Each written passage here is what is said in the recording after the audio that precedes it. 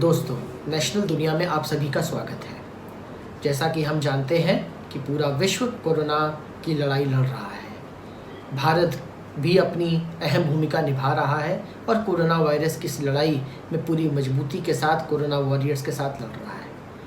आज का एक महत्वपूर्ण विषय जो मैं आप सभी लोगों के सामने लाकर आया हूँ वो है चाइना के संबंध में। मैंने पूर्व में लेख भी लिखा था नेशनल दुनिया पर, जिसमें मैंने चाइना और चाइना की जो लालसा है सुपर पावर बनने की, जो उसका 1 अक्टूबर 1949 से जो पीपल्स रिपब्लिक ऑफ चाइना ने संकल्प लिया था कि हम उनको 100 साल में विश्व पावर बनना है, उस लालसा ने उसको सारी हदें पार करने के लिए मजबूर कर दिया। आज का ये विषय बड़ा महत्वपूर्ण है और ये आने वाले समय में विश्व किस दिशा में जाएगा, मानव समाज सब पर किस प्रकार का इसका असर पड़ने वाला है, इसके ऊपर केंद्रित है।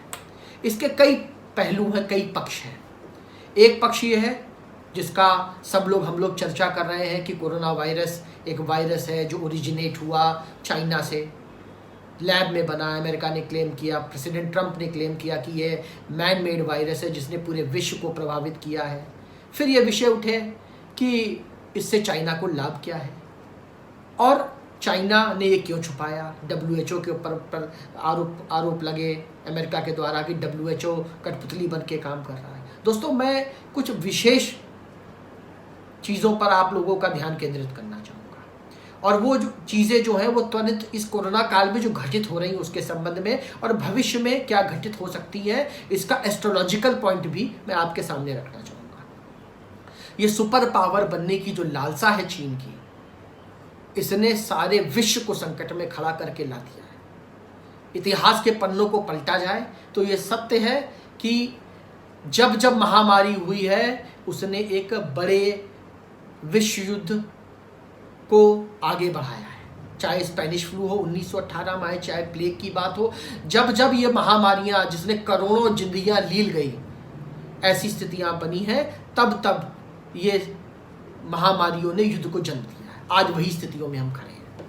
आज कन्वेंशनल वॉर, परमाणु युद्ध लड़ने की स्थिति किसी भी देश की मोरलेस नहीं है, क्योंकि जो परमाणु युद्ध लड़ेगा वो चाहे वो चाइना हो, चाहे वो अमेरिका हो, चाहे वो इंडिया हो, चाहे वो जापान हो, चाहे वो नॉर्थ कोरिया हो, उसके अस्तित्व संकट में आ जाएगा। 2500 साल पीछे चले जाएंगे ये देश, चाहे वो चाइना ही क्यों ना हो।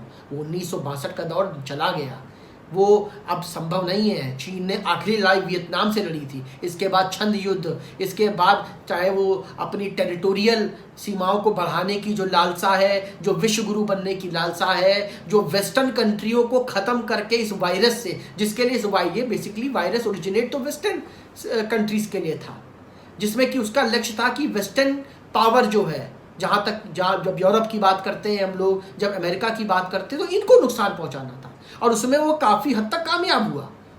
और उसका ये मानना था कि वेस्टर्न कंट्रीज से ये पावर शिफ्ट होके ईस्टर्न साइड आए। और ये बात अभी यूके के फॉरेन मिनिस्टर ने भी रिसेंटली कही कि अब जो centre of power, balance of power है, वो वेस्टर्न कंट्रीज से शिफ्ट होके ईस्टर्न कंट्रीज की तरफ जा रहा है। किंतु उसको ये नहीं पता था कि भारत भी उसी क्षेत्र में आता है और भारत की परिस्थितियां, भारत की सरकार इस प्रकार की है कि वो चाइना के मंसूबे जो हैं उसको पूर्ण होने दे, ऐसा संभव नहीं है। भारत इतना मजबूती से जिस तरीके से उसने उसको काउंटर किया है, चाइना के एम्बिशंस को, हम लोग बात करते हैं कुछ ऐसे एम्बिशंस की बात करते हैं कि किस प्रकार से उन्होंने जो वेस्टर्न कंट्रीज़ में इस वायरस से लाभ उठाने का प्रयास किया। उन्होंने नॉर्वेजियन एयरलाइंस को रातों रात खरीदा और उन्होंने जैसे ही लुफ्थांसा एयरवेज को खरीदने की कोशिश करी, और जो कि यूरोप की सबसे बड़ी एयरलाइंस है, तुरंत जर्मन सरकार हरकत में आई और उन्होंने तुरंत 26% स्टेक लुफ्थांसा का खरीदा और लुफ्थांसा एयरलाइंस को चाइना, बैंक ऑफ चाइना के हाथ से जाने से बचाया। दोस्तों, विषय ये है कि चाइना ने ये संकल्प लिया था 1 अक्टूबर 1949 में, अब जिसमें वो अपना नेशनल डे मनाते हैं कि हम 100 साल में विश्व पावर बनेंगे और अमेरिका के अस्तित्व को ख़त्म करेंगे। धीरे धीरे 2020 आ गया और उनके पास शेष 29 साल है। जिस वो प्रयास में लगे थे उसमें उनको लगा कि अमेरिका को जब तक नीचे नहीं लाया जाएगा तब तक ये संभव नहीं है कि वो विश्व पावर बन पाए। इसलिए उन्होंने ये कुचक्र रचा और उन्होंने इस वायरस को ओरिजिनेट किया और सबसे बड़ा इसका सेंटर बनाया यूरोप को, यानी वेस्टर्न कंट्रीज को। अब बात करते हैं एक एस्ट्रो पॉइंट पे, यानी कि कुंडली के आधार पर। हमारे एस्ट्रो साइंस के जो एडिटर हैं नेशनल दुनिया के, उन्होंने संपूर्ण अध्ययन करके चीन की कुंडली को सबके सामने मैं रखूंगा अंत में, चीन की कुंडली के ऊपर पूरा विश्लेषण बनाया और उसके ऊपर हम लोगों ने गहन चिंतन किया। और मैं एक भविष्यवाणी अपने एस्ट्रो एडिटर श्री सतीश शर्मा जी के आधार पर ये कर रहा हूँ कि सबको ये पता होगा कि चीन ने अपने संविधान में संशोधन किया कि राष्ट्रपति जिनपिंग आजीवन राष्ट्रपति रहेंगे चीन के। आज मैं ये भविष्यवाणी करता हूँ सतीश शर्मा जी के द्वारा जो लिखित है कि जिनपिंग आजीवन राष्ट्रपति चीन के नहीं रह पाएंगे। उनको अंतर्विरोध पूरे विश्व का और एक बहुत बड़े धड़े का अपने ही कंट्री में यानी चाइना में उनके विरुद्ध में खड़ा होगा, जिसकी वजह से जिनपिंग आजीवन राष्ट्रपति बनने की जो लालसा महत्वाकांक्षा रख रहे हैं वह उसमें सफल नहीं हो पाएंगे। दोस्तों, चीन द्वारा जो भी ये सारी पूरी चीज़ें की जा रही हैं, उसमें आने वाले समय में चीन के लिए कष्टदायी समय आ चुका है। चीन ये समझ नहीं पा रहा, क्योंकि चीन कभी भी इन चीज़ों को जो भारतीय संस्कृति में है उसके ऊपर कभी उसका ना गौर रहा है ना कभी उसने माना है। चीन की कुंडली कर्क लग्न की कुंडली है और इस समय शनि की महादशा में बृहस्पति की अंतरदशा चल रही है। आपको पता होगा 11 मई के बाद से शनि, गुरु और शुक्र वक्री हो चुके हैं, यानी रिट्रोग्रेड हो चुके हैं। आज की डेट में 5 ग्रह रिट्रोग्रेड हो चुके हैं, वक्री हो चुके हैं और उनका सीधा प्रभाव चीन की कुंडली पर पड़ने वाला है। चीन के लिए यह बहुत ही संकट का समय आने वाला है। 1 अक्टूबर 2020 तक, उनके जन्म दिवस तक, उनकी वर्ष लग्न जो है वो जन्म लग्न में आ चुकी है और जब ऐसा होता है तो उसे कहते हैं द्विजन्मा योग। इस द्विजन्मा योग में उनके लिए आने वाली स्थितियां भयावह होंगी। वो जो उन्होंने सपने बुने हैं कि वो अब विश्व गुरु बन जाएंगे, विश्व पर राज्य करेंगे, अमेरिका से लेके इंडिया से लेके सारी वेस्टर्न कंट्रियों को समाप्त कर देंगे, ये उनका ख्वाब रह जाएगा। और आने वाले 2 साल के अंदर चाइना के अंदर इतनी उठापटक, इतनी विषम परिस्थितियां उनकी सरकार के अगेंस्ट में, उनके आवाम के द्वारा, पूरे विश्व के द्वारा स्थापित होंगी, पूरे विश्व के द्वारा खड़ी होंगी, जिसको पूरा विश्व देखेगा और चाइना के मंसूबे धरे के धरे रह जाएंगे। चाइना का शनि चाइना की कुंडली में मार्केश है। सैटर्न जब मार्केश है तो वह और वो भी वक्री हो चुके हैं। ऐसी स्थिति में चाइना के लिए आने वाला समय आर्थिक स्थिति पे जिस प्रकार से शीत युद्ध हो रहा है वह शीत युद्ध चरम सीमा पर जाएगा। फौजें, जैसा कि जिनपिंग ने कहा कि आर्मी तैयार रहे, आर्मी कन्फ्रंट करने को तैयार है। ये सब जो स्थितियां पैदा हो रही हैं इसे कहते हैं विनाश काले विपरीत बुद्धि। चाइना विनाश काले विपरीत बुद्धि में चल रहा है और कई बार घमंड वो भस्मासुर बन चुका है। जिस वायरस को उसने पैदा किया वही वायरस उसके लिए काल बन के सामने आएगा।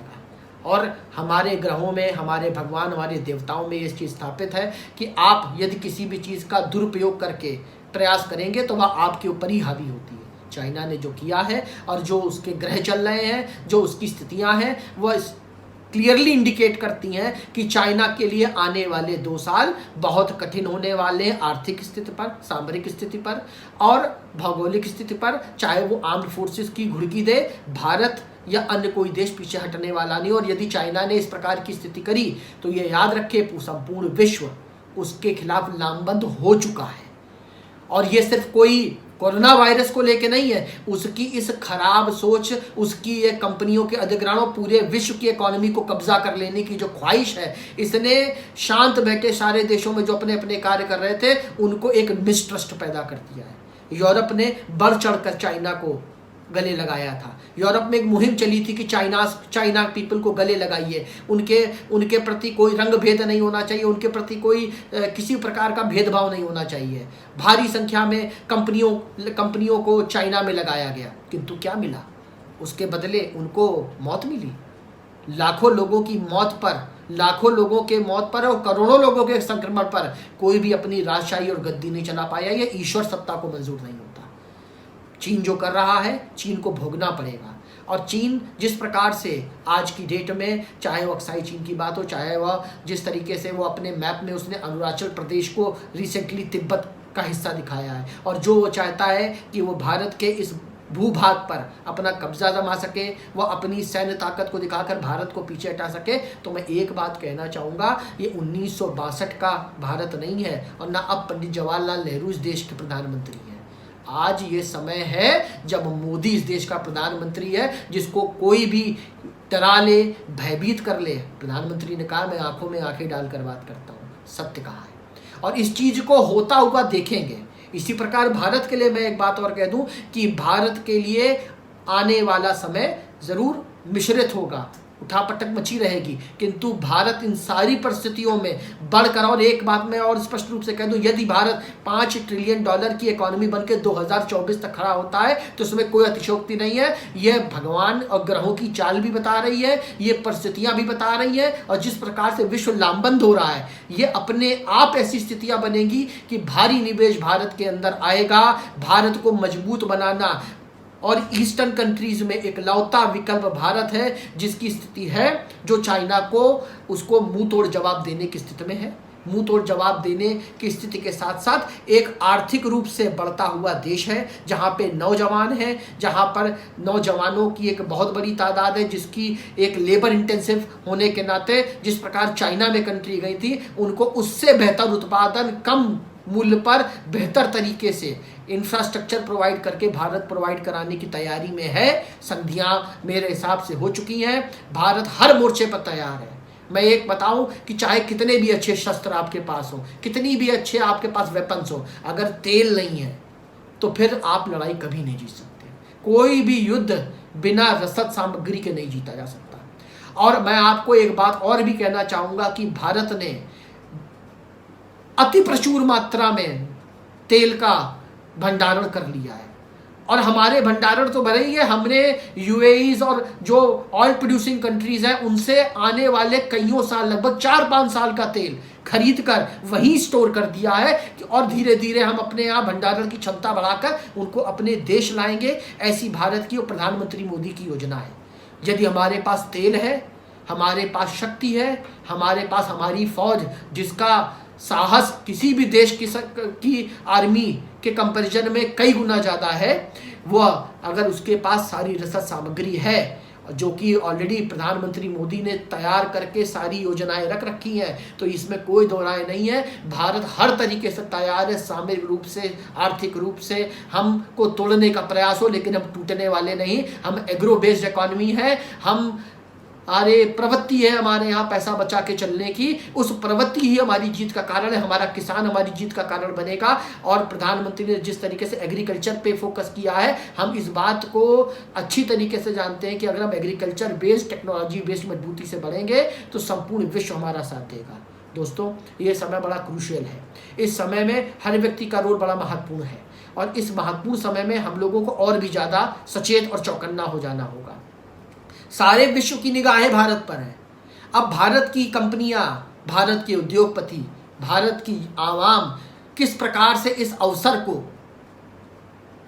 सही उपयोग करके, और इस अवसर का, और साथ साथ में हमें उस अवसर का लाभ भी लेना, और अन्य देशों को भी जो हम पे ट्रस्ट कर रहे हैं, जो आशा भरी निगाहों से हमको देख रहे हैं, उनके प्रति हमको अपनी पॉजिटिव अप्रोच के साथ, अपनी एक पॉजिटिव थिंकिंग के साथ उनका अंगीकरण करना है। और उनको व्यापार, और उनको जिस तरीके से धोखा दिया है चीन ने, अरबों खरबों का निवेश उनके कंट्री में जो स्टेक पे आ गया। जापान ने तो रिसेंटली ये कहा है कि जो भी कंपनी जापान की जो है चाइना में, वो निकल कर दूसरे देश में जाकर स्थापित करेगी व्यापार को, उसको जितना भी लॉस होगा वो जापान सरकार देगी। दोस्तों, आने वाले 3 माह बड़े चुनौतीपूर्ण होने वाले हैं, और आने वाले समय में भारत सरकार अपनी तरफ से पूरी तरह प्रयासरत है कि जिस प्रकार चाइना अपने मंसूबों को हासिल करने के लिए सारे साम दाम दंड भेद का उपयोग कर रहा है, उस समय भारत सरकार पूरी संयम बरत रही है। और जिस प्रकार से वह बॉर्डर्स पे